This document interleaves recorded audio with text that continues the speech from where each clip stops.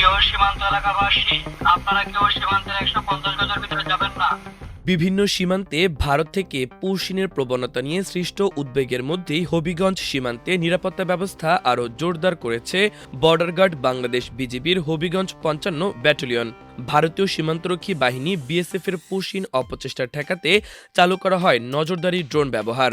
সীমান্তে গরু, ছাগল, মহিষ ইত্যাদি চড়াবেন না।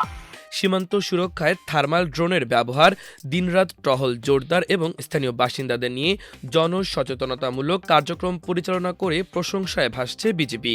৫৫ বিজিবির অধিনায়ক লেফটেন্যান্ট কর্নেল মোহাম্মদ তানজিলুর রহমান জানান, সীমান্ত এলাকা জুড়ে সর্বোচ্চ সতর্কতা জারি করা হয়েছে।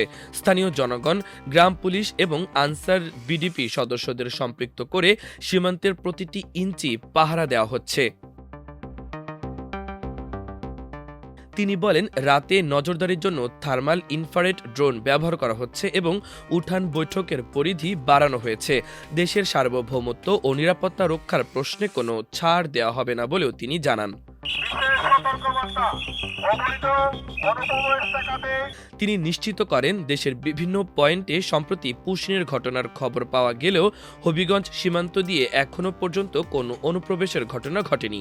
তবে ব্যাটালিয়ন বর্তমানে উচ্চ সতর্ক অবস্থানে রয়েছে। বিশেষ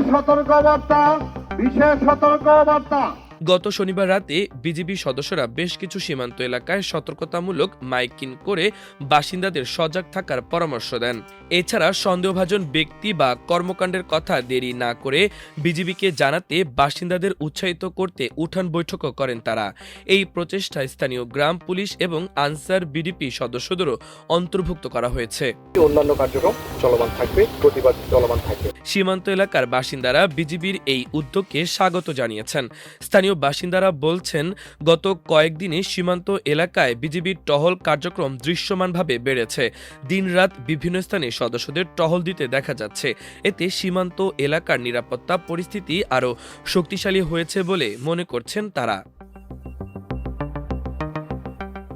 গত কয়েকদিন ধরে সীমান্তে বিজিবি তৎপরতা একের পর এক পুশিনের অবৈধ চেষ্টা ব্যর্থ হলেও ঘটনাগুলো দুদেশের সম্পর্ক, সীমান্ত নিরাপত্তা ও আন্তর্জাতিক আইন নিয়ে নতুন প্রশ্ন তৈরি করেছে। এরই মধ্যে বিজিবি ও বিএসএফের মহাপরিচালক পর্যায়ের 4 দিনব্যাপী সীমান্ত সম্মেলন শুরু হচ্ছে আজ।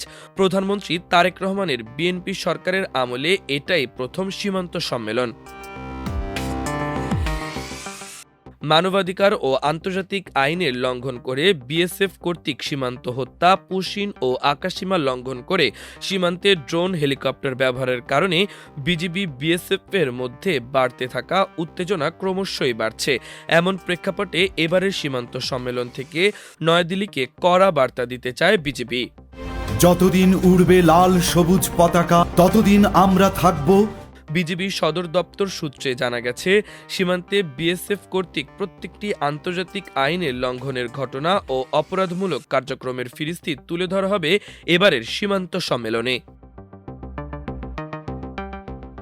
মাল্টিমিডিয়া ডেস্ক, আমার দেশ।